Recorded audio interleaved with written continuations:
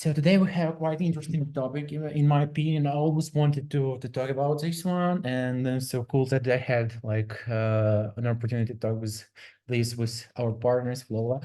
So today we will be talking about like buyer engagement from the first contact to close. So how to engage your prospect, your customers, your opportunities on every stage of your B2B sales process.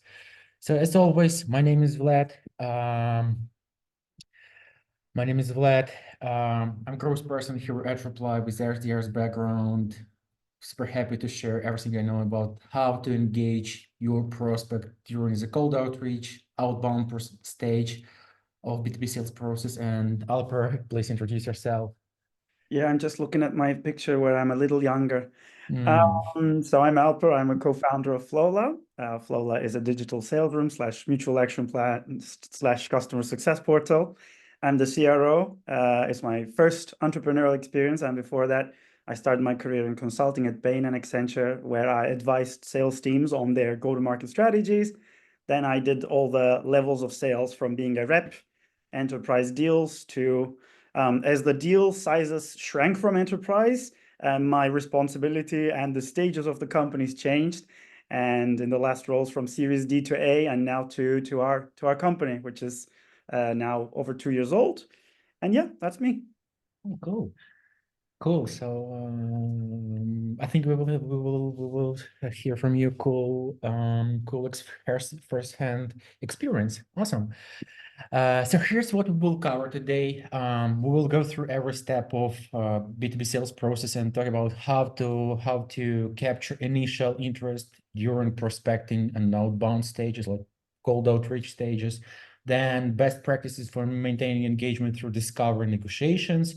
Then how to like engage prospects, opportunities, and close them. And then we will share maybe a few examples how to leverage Reply and Flowla to streamline this process. And as always, we will share the recording, templates, links, slides. So stay with us till the end, and I will share everything as a link, like closer to the end of the presentation. So stay tuned.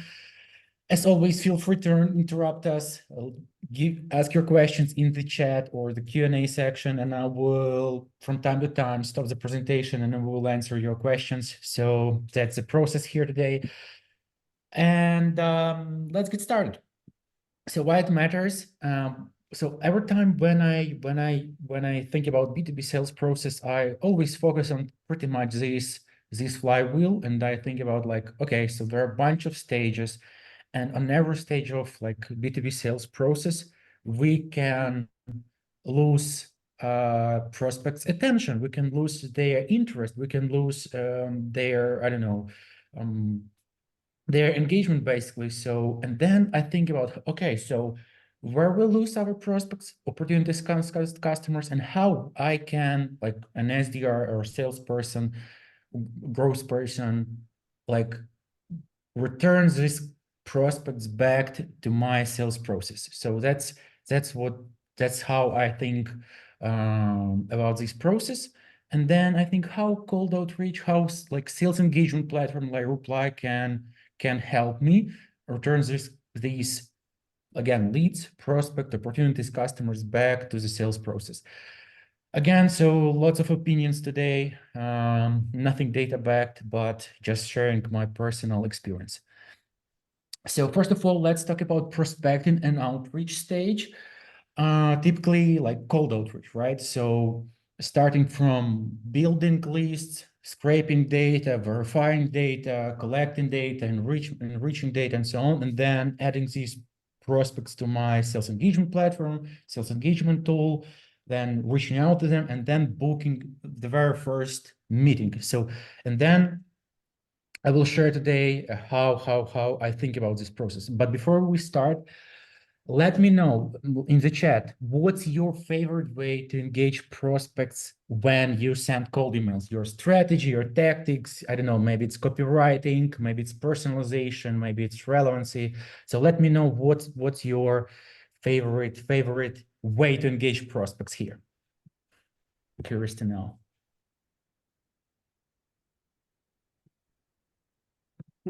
I like that. Using ChatGPT, I saw.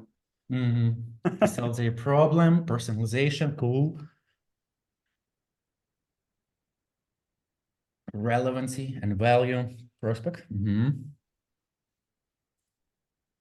Personalization, okay.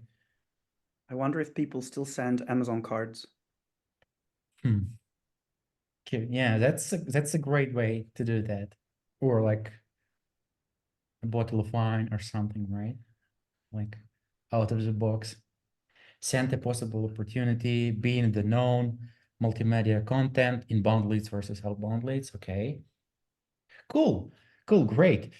So, in my opinion, engagement is changing over time because I remember when I started sending my first cold emails back in 2014, and I hadn't been using any cold outreach automation tools, and so everything was manual. So I sent my first email, and then I had to create manual tasks or use some mail merge software to automate the process with templates. And when I sent like first or second email follow-up, prospects were already engaged. So some of them were replying something like saying, "Oh, wow, cool, you follow up me."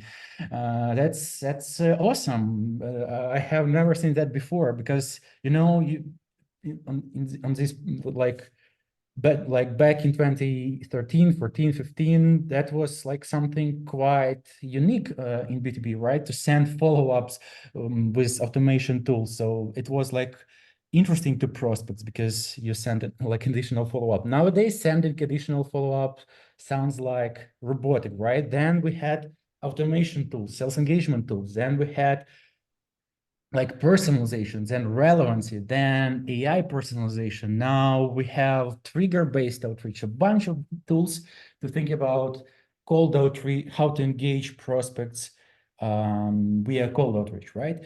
So, and then I will show about my 9 rules on how I'm trying to send how to engage cold leads.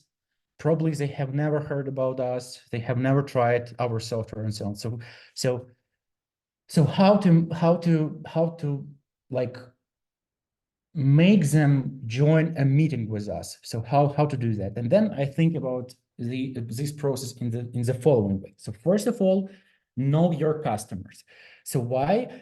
Well, because if you send, I don't know, even personalized email to wrong prospects, it won't make sense. Why? Because, for example, if you personalize email, if you spend, I don't know, time personalizing emails to a CTO, probably they will never reply back to you because it's a wrong persona. I had conversation with the customer a few weeks ago, and I asked, so what's your ideal customer profile? Well, he said like, it's actually everyone in B2B space, all industries. And I was like, okay, that's interesting, because the same here at Reply, we have like a bunch of industries, but some of them are more engaged and they have a strong like product market fit, and they typically use us. Of course, we have some customers from other industries, but it's super hard to engage them through outbound, right? So my idea here is to know your customer, be super focused, meaning like as an SDR or a salesperson or a team, just spend more time analyzing your customers based on city, country, size, industry, keywords, then group them by MRR, and then you will have something like this tree diagram, and then you will see that, for example, here at Reply, majority of our customers are from the US. They are from like computer software, information technology, internet marketing space. So I know where I should focus my energy when it comes to cold outreach, because, okay, I can send thousands of cold emails to prospect from, I don't know, design industry or design vertical, but it will be super hard to engage them because it's a little bit different use case. So that's my tip number 1. Tip number 2 is relevance. What does this mean? What I've noticed that lots of experts are talking about personalization, and it's important, but as I said before, relevance is way more important than personalization. For example, I can send cold emails and campaigns with 0 personalization, but I will send them to relevant prospects in the right time. So why? Because data says that approximately 5% of potential buyers in B2B space are actively seeking for solution at a given moment in time. So you can reach out to, I don't know, VP of sales in tech space, but they have no interest in your solution right now because everything is fine for them for example, in this specific area. But so what we need to do here is to figure out how to reach out to the prospects who are actively like seeking for a solution in your vertical, in your like space, in your category. So and so when it comes to cold outreach, in my opinion, it's all about targeting prospects who like actually are already in the market. It's the hardest part of that, but we have a bunch of tools nowadays how we can like streamline and find those prospects, basically ignoring 95% of all other prospects. So again, 95% other potential buyers are still okay because you can send cold outreach and think about it as like advertisement and impressions, because you can send your cold emails and they will memorize your brand, your company, and when it's like perfect timing, they will reach out to you on their own. But again, cold outreach nowadays is all about targeting prospects who are already in the market. And how we can think about relevance. So to be relevant, we need to know what prospects or accounts are looking for your solution. So for this case, they like figure out we can rely on triggers or intent or signals. So pretty much the same, right? So nowadays, it's quite popular trend to have intent-based cold outreach, signal-based cold outreach with technographics, job changes, hiring data, like social listening, dark funnel, warm intros. So all these techniques could help you focus on relevant intent-based cold outreach. And then you can just use this trigger-based outreach as a reason for outreach. And then you can say, hey, I noticed you're hiring 10 SDRs. Congrats. Based on your job title, I assume that you're responsible for managing those teams. Not sure like if you're looking for a new solution, but let's have a chat. And then in that case, you will have I'm like pretty confident you will have better results than an average cold outreach. Again, because it's kind of relevant. The same could be used for your LinkedIn outreach, right? So for a few examples, how like other salespeople and SDRs reach out to me via LinkedIn saying, hey, recently I saw your Zapier integration or notice that Reply uses Amplitude for user tracking. So it's already kind of trigger, right? And what's the best part here that you can like multiply those things. For example, meaning if you know trigger, you can use it as a reason for outreach. And again, in my opinion, reason for outreach is one of the most important parts of cold emails. So, and you can use this in your emails. For example, hey, I saw, and then specify a trigger, and then you can like have a chain of thoughts in your cold email and saying, hey, I noticed that you're hiring for SDRs, and it got me thinking, and I realized, so based on this trigger. So here are a few examples we already tried in Reply. For example, that could be department growth. I noted that company department has significantly grown in the last 6 months, so thought it might be relevant, like job changers, hiring intent, reaching out to startups based on their department size. For example, if they have 10 SDRs or so, etc. And the same can be used even for inbound leads. For example, re-engage in closed lost opportunities, your MQLs, your customers. So always have this reason for outreach. And then what's the best part, as I said, you can build a chain of thoughts for your cold email. So it will look more like natural, in my opinion. So for example, hey, I noticed that company sales team has grown significantly in the last 6 months. How are you making sure your forecasting process scales with your team? Or how are you making sure your like sales engagement platform like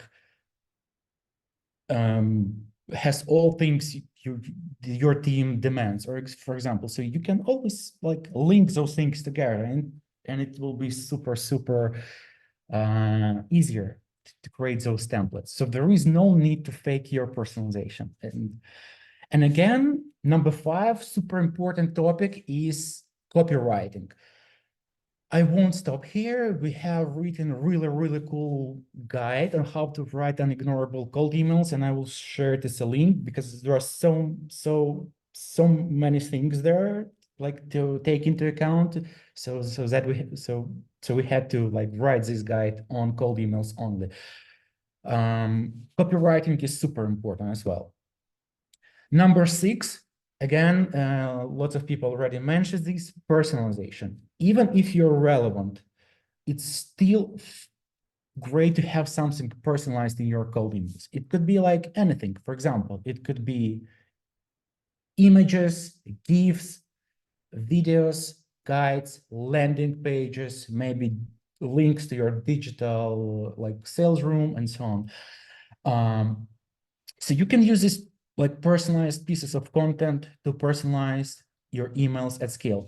Here are a few examples. So for example, one of our experiments in Reply was to send cold emails with personalized images with their logo, like prospects LinkedIn avatar, their company name, and so on, their primary logo color, and it worked quite awesome for us. The same, here's another example of personalized cold email to me a few weeks ago. Again, image, and then when I click on a link, it's already personalized for me, like personalized landing page just for me, and it's like works as well. Number 7, it's data-backed insights.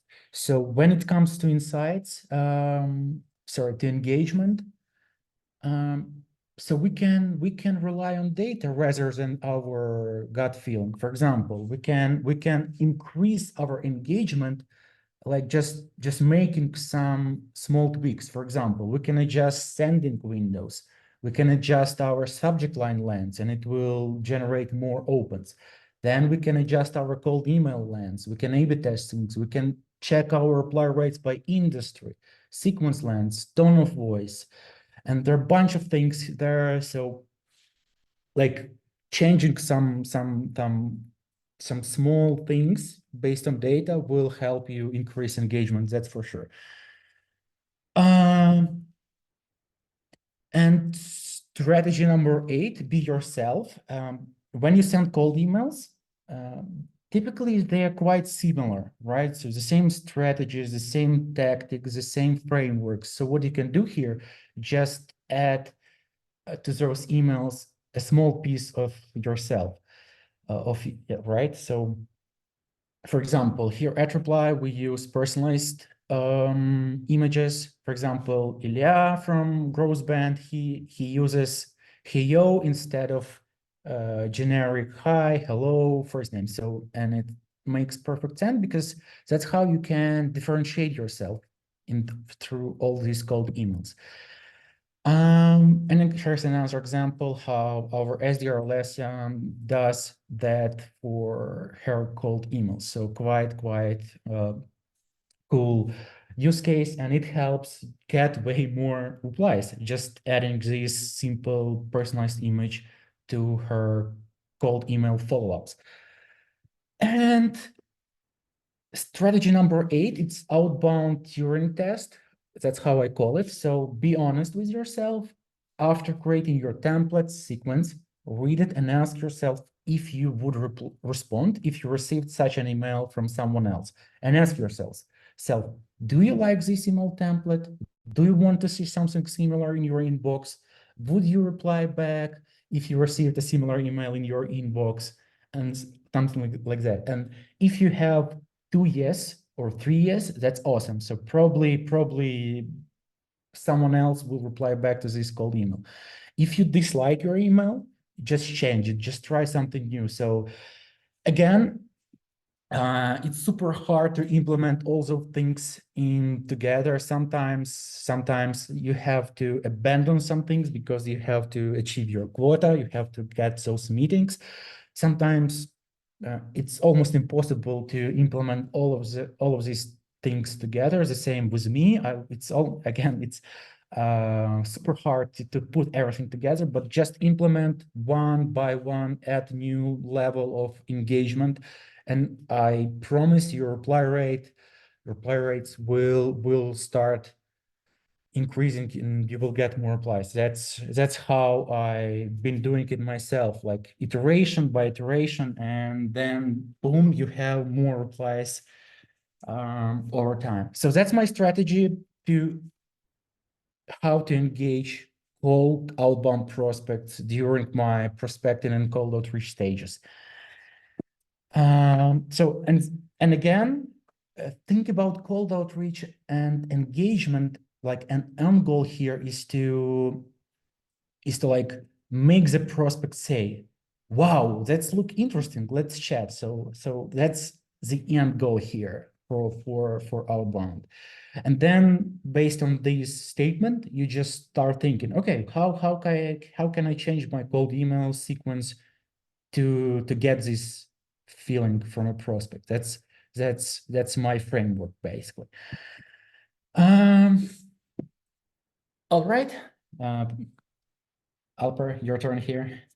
Yeah, I was enjoying listening. Now I have to do a bit of talking. Apologies in advance if I sound a bit weird because I have a strong sore throat, everyone. I think that was all great tips. What I'll add on the cold outreach bit is from years of doing cold outreach, I think these are two learnings that I want to share. And one of them links to what we are doing in our current organization. One, for the cold outreach to be successful, you have to have an objective for the cold outreach. Like, what is your objective? Is the sole objective of a cold outreach really to book meetings and demos? Or are you using it for different things like raising awareness, building your brand image, inviting people to your circle? The thing that really works well for us in terms of lead generation, demand generation is this integration of inbound and outbound. And what we try to do is to create the content that is relevant to our persona and then share that in our outreach. So the first message is never, come on, let's book a meeting. If you are like a seller of industrial air conditioners for a manufacturing company, then I think it's pretty clear, like it's a yes or no. Do you want to buy our air conditioner or no? But if you're selling something that is a bit new to the market, or if you're trying to educate them, then your job is a bit more difficult. Therefore, cold outreach there is not necessarily converting to the meeting from first point, but acquiring them to your funnel, like nurturing a bit exactly.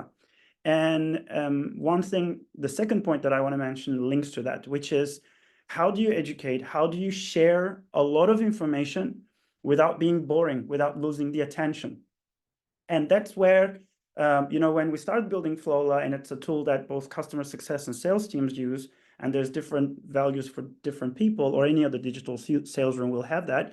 But one of our very early adapters, an SDR, was using it as the first email was, I'm going to share something with you. Are you open to it? Second email was a beautifully crafted digital sales room with the relevant information, videos, PDFs, a personalized message. And then they would send the link in the second email, A, not to kill, obviously, the conversion, and B, to be able to share a lot of information, and C, then to see who is coming to the digital sales room from the sales side. Because imagine when you're doing cold outreach, you're completely in the dark, you send something, you want to get some information, and what Flowla or other digital sales rooms too, to an extent, do is to give you a sense of who's joining this room, what are they? We do also enrichment on LinkedIn. How many times do they look? So you get a sense of what is your buyer panel and the real champion. Maybe that's my only contribution to the cold outreach bit. Talking about the closing, obviously engagement starts with bringing people into your funnel, which a lot of sales leaders underestimate, especially these days. I concur with your point, 2013, there weren't even tools. Like I remember when I first had my sales job, we were sending merge mails on Word, and that was the tool. And even more stupidly, my very first campaign, I had sent one by one emails to people. There you go, I admit. Now, obviously, the tools came in, engagement was great. I think COVID and post-COVID world we live in, attention spans are very small, and it's really difficult to bring people into the funnel. But once you bring them into the funnel, there's things you need to do to make sure that people are engaged, their attention is with you, that they're paying, that they bring in other stakeholders that are important, or you are bringing other stakeholders that are important. So let's talk a little bit about like, how do you win winnable deals? The opportunities that you brought into your funnel, let's make sure that we're closing them. So very briefly, I will ask, and at any point, please warn me about our time, Vlad, but I guess the first question is, what is the number one reason that the folks here think is for losing a deal? Interesting to see the result. And for the description of a deal, let's say there is intent, there is, you know, all the stars are aligned that you have a potential prospect, someone interested.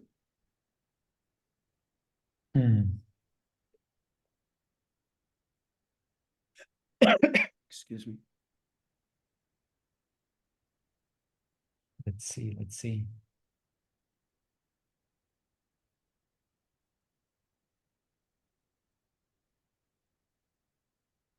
And all right, let's see results. Can you see it, Alper? Yeah, and I think folks can see it too. It's really good. 41% poor discovery qualification. Don't show them. Oh yeah. Anyway, now It's people know. And then there's not enough multi-threading, obviously not sharing. Yeah, it's so funny. Like the reason I love the sales job is I see it as the job of a seller is really to share the right information in the right time.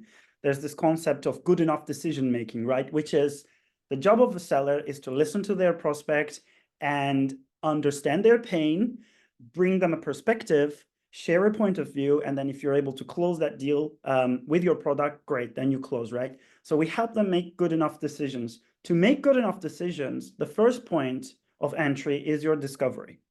Once there's an SDR to AE handoff, or the AE, they created their own opportunities, we do quarterly research on areas that are really interesting and concerning to our audience.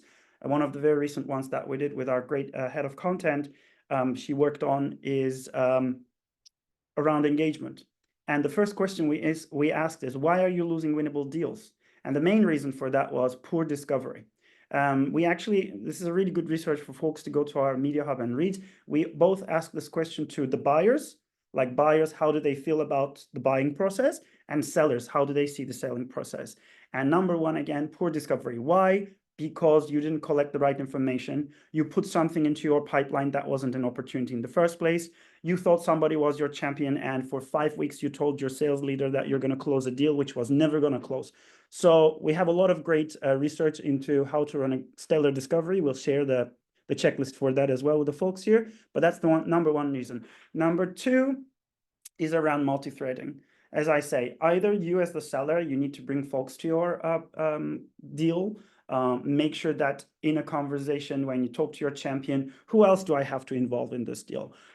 If the stars aligned, if the price was great, what are the reasons why we couldn't be working together? You know, asking those indirect questions will help them open up and start saying things like, we need to bring the finance person or the whatever. And the good thing with a digital sales room, of course, again, you send the information, people start coming into your room, and suddenly, you know, we had so many instances where in our own pipeline, and our customers tell us the same, I thought X was the champion, it appears Y was the champion, because they were coming to the digital sales room 100 times afterwards. And finally, a general, I guess, misstep from sales reps is a lack of information sharing, not enough following up. Those are kind of three of them together. Not being able to do your job properly, let's say. This part, I'm not gonna boil the ocean, because we already talked about some of the top challenges. But on the right side is what we talk about. From cold outreach, I think intent-based outreach has been very popular, and it's becoming, as you say, like it's a very relevant way for outreach. I think intent-based discovery, negotiation, and closing, the whole process is really important nowadays. And how do you measure intent? How do you get some sort of information, data about your deal's likelihood to close? For those very crucial insights, you have different tools. And again, Flowla is no different there in terms of figuring out your champion, what is the level of intent and interest from your different stakeholders. So we provide things like how many times they access the digital sales room, how much time they're spending on it, are they inviting new people, are they engaging, are they taking the right actions, etc., etc. So the gold standard, and I know that every sales leader has a leading and lagging indicator or signal for deals closing, but engagement and making sure that your deal is top of mind and somehow keeping the deal live and nurtured is the most essential thing to make sure that you're closing.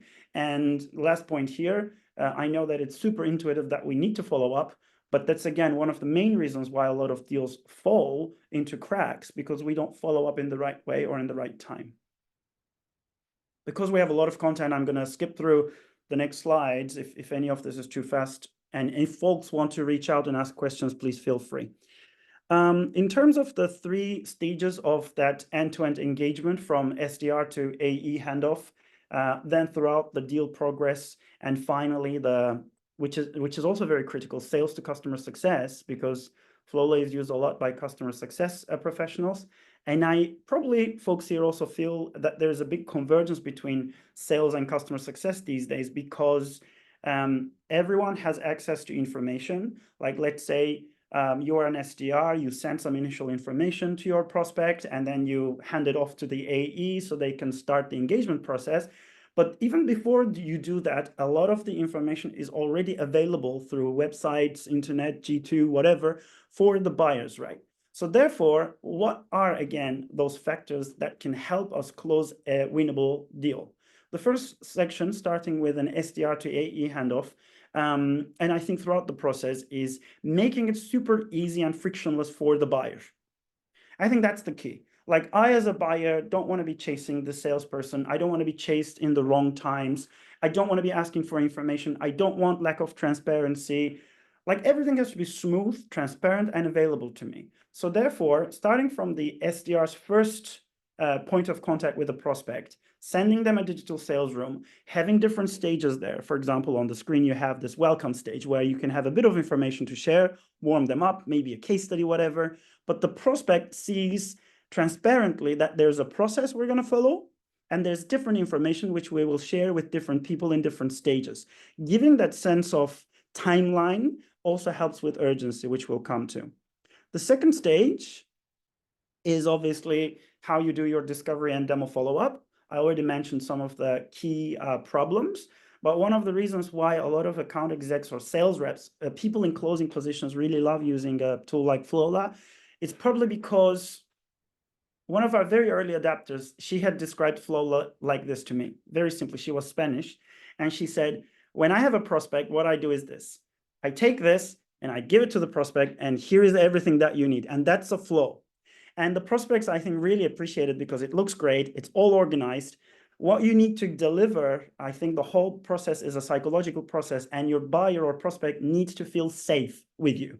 They need to feel like this person has everything under control. They're sharing the right things with me at the right time because they're working towards a timeline or project, right? So making them feel comfortable, everything is in one place. Again, those are really important things. And what the digital sales room does is helps you, the seller, and the prospect to be guided through that. Maybe moving to the next stage. By the way, I will also add here that, for example, yes, here at Reply, for some time ago for SDR AE handoff, we were using like personalized videos. So when we schedule a meetings, especially outbound one, we were adding like personalized VDR from an SDR with this personalized video saying, okay, thanks for scheduling a meeting. Now I'm like connecting with our AE. So we will have a chat like time and then what we will be talking about. So if you also can send us some additional answers to our questions, so please do that. So this will help us prepare better for the discovery call, and it was quite successful. Yeah. Quite successful for like experiment for us, I would say. So yeah, the same with that I we were think the doing. key thing there is people want all the information, but they don't have the time for you, or they don't want to be abiding by your schedule. So they want availability, they want access to all the information, and they want it to be async. So the beauty of working with something like a DSR is you can have everything async. Like I can record something, you can record your reply on it, on the next day, and it keeps the whole conversation async. And the last bit about the whole process, as we started talking about multi-threading and involving different stakeholders, I already mentioned this, but what again it helps with is here you see anonymous, but for example, we can ask people to enter their names. We enrich that through LinkedIn. So you get to see who is joining your digital sales room, what are they interested in, and based on different personas, different needs, what we're launching actually next week is our autopilot.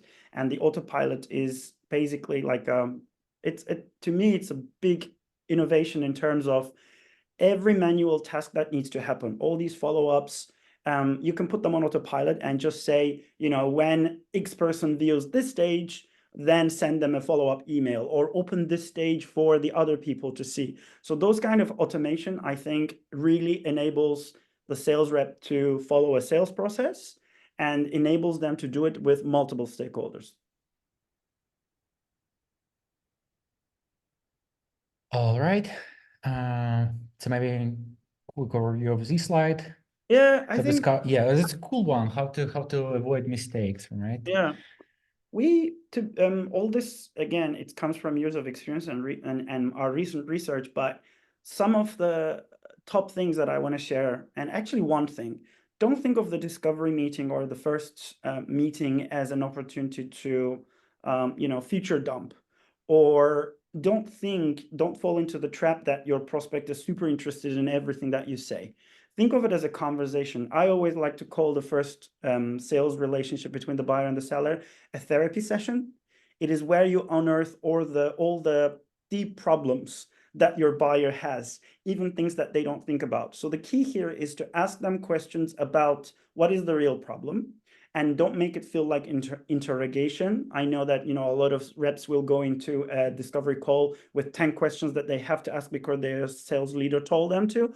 You need to make it conversational. Like, I'm asking you this question because it's going to help me to deliver better value. I'm asking you your budget because based on that, I can provide different packages. So what you need to do is have a very intent-based approach, which is I have your best interest in my mind when I'm asking you questions. Let me go through the process. We'll make it conversational. It won't be one way. I will be listening to you. I will be asking you questions, but then I'm going to be sharing some benchmark, some innovative idea, right? So make sure that you are enjoying the discovery call and you're having fun with it because you're actually helping the next person solve a problem. I actually love ignoring buying signals. Why do you like that one? Well, because sometimes it's also super hard thing because what I've noticed, we at Reply have some kind of like based on HubSpot automations, we have kind of some Slack channels for our AEs.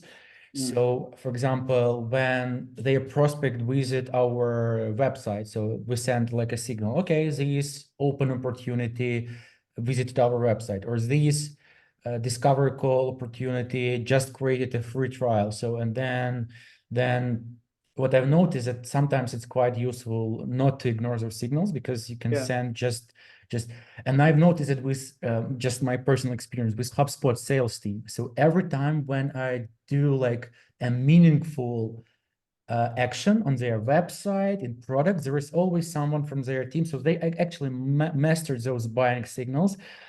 So if you want to just feel how it works, just maybe create a trial with HubSpot and do some stuff on their website, product, and then you will see how their salespeople and account executives rely on these buying signals to like reach out to me in the right time. So it's again, I think that's a really cool one because I guess you're tuned towards outreach a bit more, and therefore, that grabs your attention.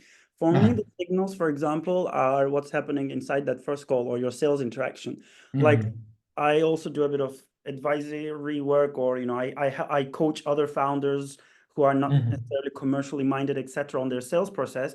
And often the most cringe and terrible thing that a non-experienced salesperson will do is go on a call, talk to the prospect for 10 minutes without a stop, and just Mhm. not realize that the next person is not getting any of your messages. They have fish eyes, and that is a signal, that is a very bad signal that you're not engaging this person.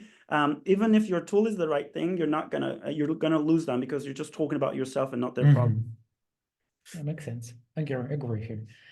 All right, and bonus content from Flowla. So wanna. Yeah, this one I think we'll be sharing the deck. Therefore, what you can do is you can basically go to our content hub and download a lot of free material. This is our discovery call templates, basically created to run a stellar discovery. Yeah. All right, now let's talk about the final stage of thoughts on how to engage your customers now, I guess, almost ready to buy opportunities on closing and post-sales stages, so B2B sales funnel. My experience here, and again, just as a growth person, as an SDR person, I'm not a salesperson actually, unfortunately, or maybe no, again. When it comes to, again, I'm still in our sales process. So what I've noticed here when it comes to cold outreach, we still can lose our customers and opportunities on different stages of B2B sales process, as I said in the very beginning. And when it comes to cold outreach side and how we can engage buyers here, so we can actually create bunch of sequences. When it comes to reply, we here at Reply, we use Reply not just for outbound, but for our inbound sales process and our kind of like a sales process, like the whole funnel. And for example, when it comes to no-shows, so we can lose some no-shows every month. So as you can see here, typically we have like 50, 100 booked meetings every month, and all these are no-shows. That's a huge number. So, and then I think, okay, how can I, as an SDR person, get them back? So now we have like automations here at Reply. When AE creates a note in HubSpot, no show, it triggers an automation and adds these prospects, like opportunities actually, to our sequences, like no show sequences for account executives. The same could be for ghosting opportunities. Example, if they stuck in discovery stage or like final stages of the pipeline.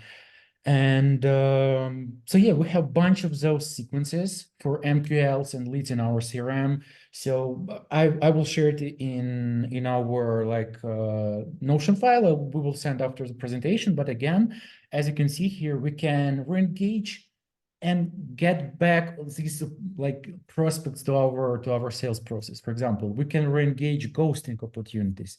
We can re-engage closed lost opportunities based on closed lost reason. We can just re-engage them on no shows. We can just reach out to like all not closed like demo requests in the past 6 months. So that's a playbook we are currently running, and typically we can like generate additional 30, 40 minute meetings just for this playbook in a month or so. So yeah, quite when you think about B2B sales process and sales engagement, it's an engagement buyers. It's not just about cold outreach or relying on sales and new leads. It's also about like downloading your CRM SAC file. Again, just clean it, or engage your prospects, or engage your leads, opportunities. So again, that's quite successful tactic and playbook we use here at Reply. All right, and now let's talk about your sales cycle. Here's poll number 2. Let us know, how long is your average sales cycle? Curious to know. Here at Reply, typically because of our SMB nature, it's like 30 days, like a perfect number, 1 month. Oh. So it's interesting because we can have different cohort-based experiments every month if needed, when needed. So it's just interesting. Okay, let's see. Oh, less Yeah. 1 to 3 months. Oh, okay, that's an average one, the most frequent one. Cool. Okay. 3 to 6 months. Okay, we have some enterprise SDRs, I guess, here on the call. Yeah. Okay, Alper, back to you. That one person who is less than a month, I want to meet them. Who is that? They have What the you're perfect selling? product. Yeah, I think this ties into the latest section, which is around urgency. Sometimes I think in all our sales careers, our leaders, managers, etc., told us about urgency. Part of your goal is to make sure that the engagement and intention is there, that you're always moving the prospect towards the end of the funnel and closing, and making sure that you are, bringing it earlier and earlier as much as you can. Again, this is a content from our Media Hub around what I wrote was the 10 tactics you can use to create urgency. And it got really good feedback, both from like experienced sales reps, and I think from people who are like early to sales, or founders, or AEs who are in their very first roles. These are some of the tactics. Again, I'm not going to share all of them on the call here, but I'm just going to talk about the ones that we really like to use sometimes at Flowla, which is actually going to be on the second page.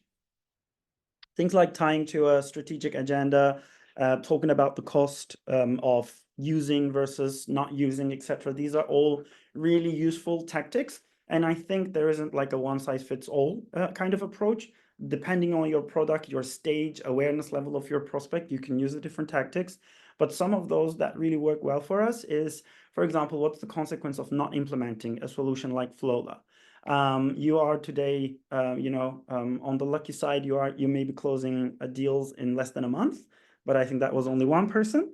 In general, if you're lucky in the SMB side, and actually these sales cycles have become much longer due to the difficult economic times that we go through. So if you're using a tool like Flowla, it gives you a lot of opportunity around making sure that your sales playbook is implemented almost to perfection, thanks to autopilot. Making sure that you are aware of multi-threading, and you involve all the champions that you can, and you get information about it real time, so you can pick up the phone and actually advance the conversation. So talk about consequences of not implementing. That is one. Another one is show and tell, which I think we used a little bit more in the earlier stages, as we were getting to the first 20, 30 clients or so, which is obviously, it's all about safety. Sales, I think you have two really strong emotions, and one is fear. So your buyer is fearful. Your job is to make sure that they feel safe, and show and tell is a great way, which is bring a client to the conversation and show them how that other client is really using you. And I think paradigm shifts, especially if you have a bit of a novelty product, like think about Notion. I resisted Notion as a product in my last 3 jobs. I didn't use Notion for 5 years. I hated it. I still listen to people who hate it. Today, I can't live without Notion. But it took me 5 years, right?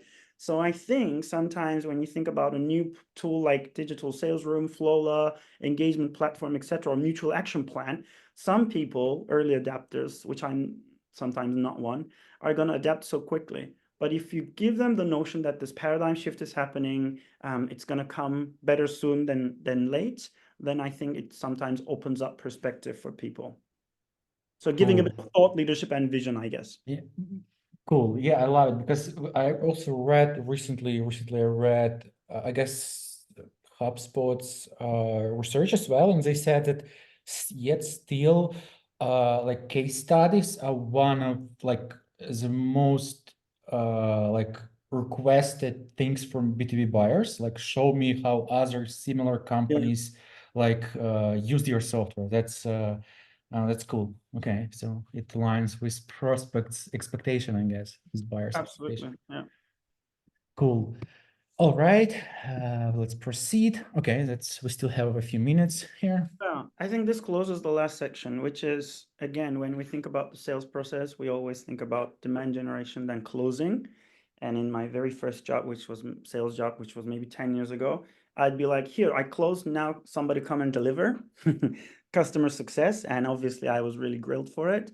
Today it's a bit different, I think, especially with like SaaS tools, where the role of the salesperson is in between closing a deal and showing the ropes, including the right people to actually talk about technology. What becomes really critical is the salesperson plays the role of the customer success person, because your first call, sometimes discovery call even, is like the first onboarding call, where you might be going into explaining the product in details, right? Vice versa, I think customer success is now having a much more commercial role in all this, which is especially when it comes to renewals, retention. A lot of companies are now expecting customer success to sell, to upsell, to renew, which is why this handoff is no longer like a very strict line, but it's a bit more blurry. Nevertheless, both internal and external, obviously we have some good notes around, take the right details, share them timely, make sure that you're transparent, make sure that you're onboarding the right people at the right time. But again, I think the most important thing is put everything in one place and walk them through the stages at the right time. Like, give the prospect a sense of, one of our advisors said, your prospect doesn't care outreach, sales, customer success. They just see one company and they just want their problem to be solved. So when you use a tool like a digital sales room, everything is in one place. The stages are clear. You can have a Gantt chart. You can have a timeline. You can automate things like, when we move into deal negotiation, make sure that the person receives, the customer success person of my client receives implementation plan. And there you created a smooth process where no step is overlooked and your buyer is feeling like they're being handheld and they're in a safe process again. Yeah, I think some of these materials, I think we can share. So yeah, we can share it. Oops, yeah. just a second. I want to leave a little bit of time for questions, if at all. Yeah. Pro tip here. Oh, that's what we already said. Yeah, it's, basically all in one place. All the sales stages are open, and now it can become your customer success portal as well. All right. So, and again, webinar resources, we will, okay, let me share everything right now, actually. Share, just a second, share externally, copy link, chat, so you can enjoy it before you jump off the webinar. All right. So again, we have all resources in one link here, in an Notion link. You can click here and you grab all resources. Again, at Reply, we're celebrating 10 years. So it's the final week of this celebration. So feel free to grab our discounts. I guess Flowla will also share some kind of bonus for everyone who's still with us. Okay, so and I also want to remind folks that next week we're launching our autopilot, which is really groundbreaking in terms of many digital sales rooms out there. What it is basically all the tedious things, all the follow-ups, all the things that need to happen automatically, but you're doing manual as a sales rep. Our idea is to make sure that Flowla is doing all of that for you. So my co-founder, Adam, will be talking about that with some really powerful panelists next week. So we would invite everyone to join as well. Cool, awesome. All right, so all resources, all links, all useful materials from our presentation in this one link. Any questions so far before we wrap up our conversation? Was quite interesting topic, because I'm not a sales expert at all, so quite useful tips when it comes to engaging customers and prospects during the disco stages. Okay, so sounds like no question. As always, let's stay in touch. Feel free to connect with me and Alper on LinkedIn, join our multi-channel cold outreach course. And as always, thank you and have a wonderful evening, morning, and afternoon.